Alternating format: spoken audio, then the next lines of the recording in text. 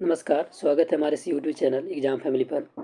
आज हम लोग देखने वाले हैं बिहार बोर्ड क्लास 10वीं के हिंदी गद्यखंड चैप्टर 12 का ऑब्जेक्टिव, जिसका नाम है शिक्षा और संस्कृति। इसके लेखक हैं महात्मा गांधी। चलिए तो वीडियो को शुरू करते हैं और देखते हैं पहला ऑब्जेक्टिव।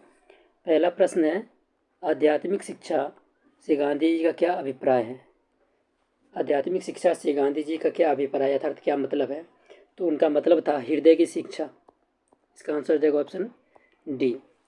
दूसरा प्रश्न है हमारा, गांधी जी का दक्षिण अफ्रीका का प्रवास कब से कब तक था। गांधी जी का दक्षिण अफ्रीका का जो प्रवास था वो कब से कब तक था। तो इसका आंसर हो जाएगा 1893 से 1914 ईस्वी तक।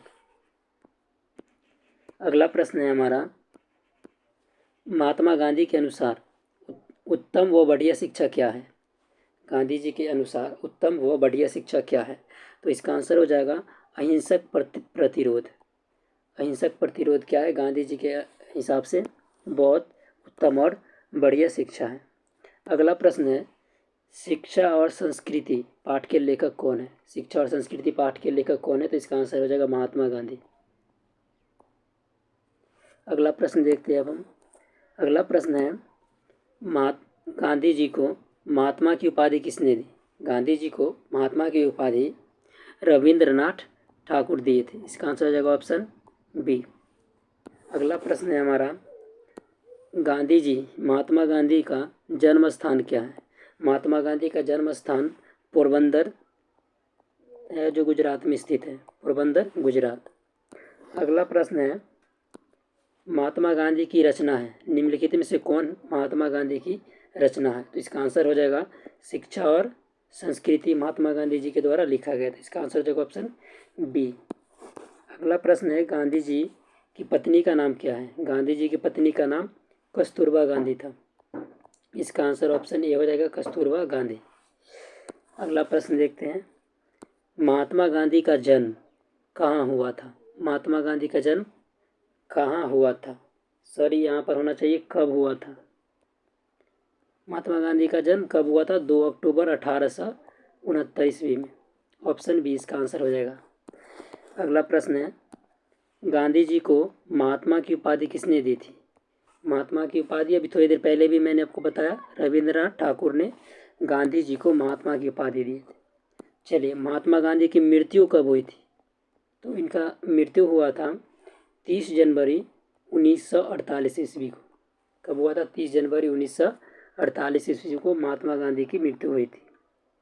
अगला प्रश्न है, गांधी जी का जन्म दिवस किस दिवस के रूप में मनाया जाता है। गांधी जी का जो जन्म दिवस है वो किस दिवस के रूप में मनाया जाता है। तो इसका आंसर हो जाएगा अहिंसा दिवस के रूप में मनाया जाता है। आंसर इसका हो जाएगा ऑप्शन बी, अहिंसा दिवस। अगला प्रश्न है हमारा, गांधी जी की माता का नाम क्या था। गांधी जी के माता का नाम था पुतलीबाई। इसका आंसर हो जाएगा ऑप्शन बी, पुतलीबाई। अगला प्रश्न है हमारा, गांधी जी सबसे बढ़िया शिक्षा किसे मानते थे। तो गांधी जी सबसे बढ़िया शिक्षा मानते थे अहिंसक प्रतिरोध को। इसका आंसर हो जाएगा ऑप्शन ए, अहिंसक प्रतिरोध। जब भारत को स्वराज मिल जाएगा तब शिक्षा का ध्येय क्या होगा, अर्थात शिक्षा का उद्देश्य क्या होगा। जब भारत को स्वराज मिल जाएगा तब शिक्षा का ध्येय क्या होगा। तो गांधी जी का मानना था चरित्र निर्माण। चरित्र निर्माण क्या होना चाहिए, शिक्षा का मुख्य उद्देश्य होना चाहिए। अगला प्रश्न है हमारा, हिंद स्वराज किसकी रचना है। तो हिंद स्वराज महात्मा गांधी जी की रचना है। इसका आंसर हो जाएगा ऑप्शन डी, महात्मा गांधी। अगला प्रश्न है हमारा, महात्मा गांधी जी का विवाह कब हुआ था। महात्मा गांधी का विवाह कब हुआ था। तो इनका विवाह हुआ था 1883 ईस्वी में। आंसर ऑप्शन बी हो जाएगा। नेक्स्ट प्रश्न है हमारा, गांधी जी द्वारा रचित पुस्तक निम्न में से कौन है।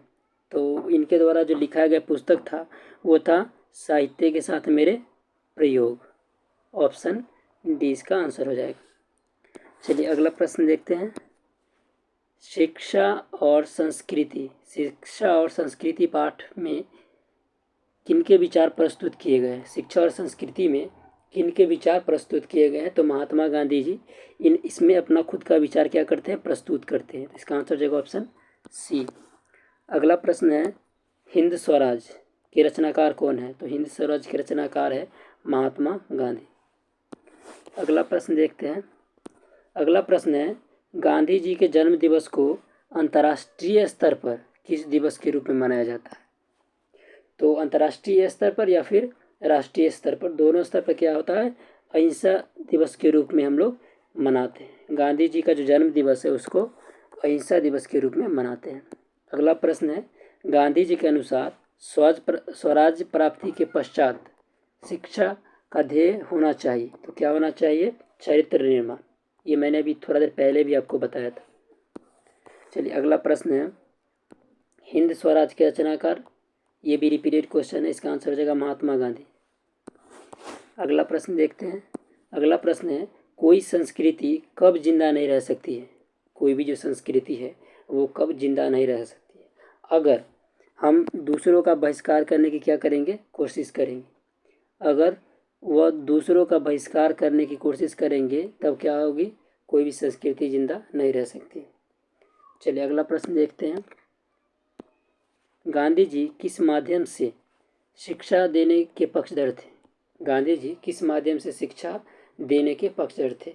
तो वो दस्तकारी या उद्योग तरीके से। किताबी नॉलेज या फिर विद्यालय नॉलेज के वो क्या थे? थोड़ा खिलाफ थे। वो चाहते थे कि सभी लोगों को क्या मिले?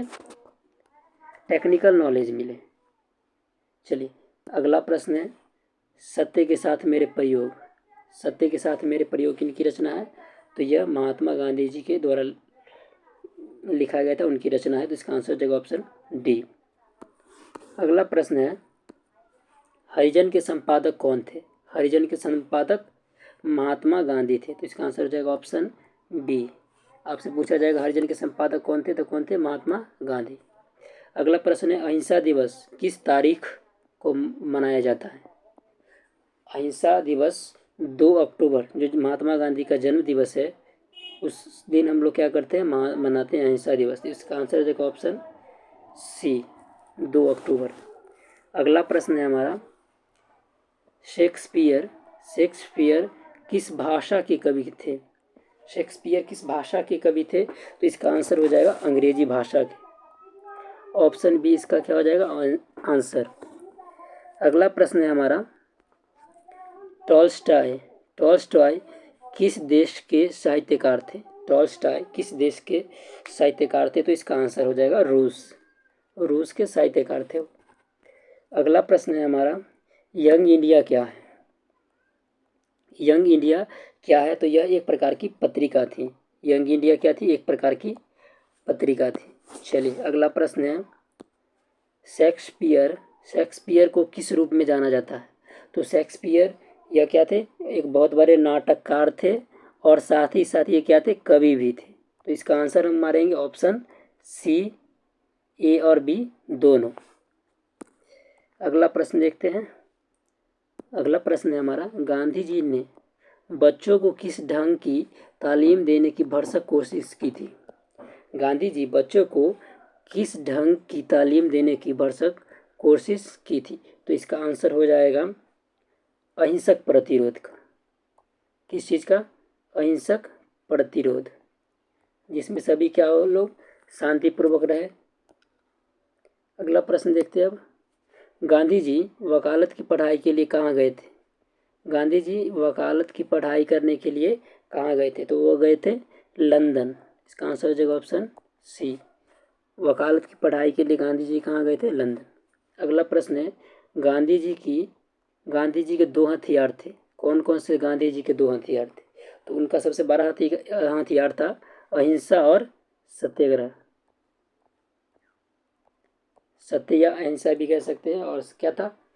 अहिंसा और सत्याग्रह। चलिए अगला प्रश्न है, उदात्त का शाब्दिक अर्थ क्या होता है? उदात्त का शाब्दिक अर्थ होता है श्रेष्ठ। उदात्त का शाब्दिक अर्थ क्या होता है? श्रेष्ठ। अगला प्रश्न है हमारा, अगला और अंतिम प्रश्न है, गांधी जी को महात्मा किसने कहा था? तो ये मैंने आपको थोड़ी देर पहले भी बताया था कि रविंद्रनाथ ठाकुर जी क्या कहे थे गांधी जी को? महात्मा की उपाधि दी थी। चलिए, तो आज के लिए इतना ही, फिर मिलते हैं नेक्स्ट वीडियो में। फिलहाल के लिए धन्यवाद।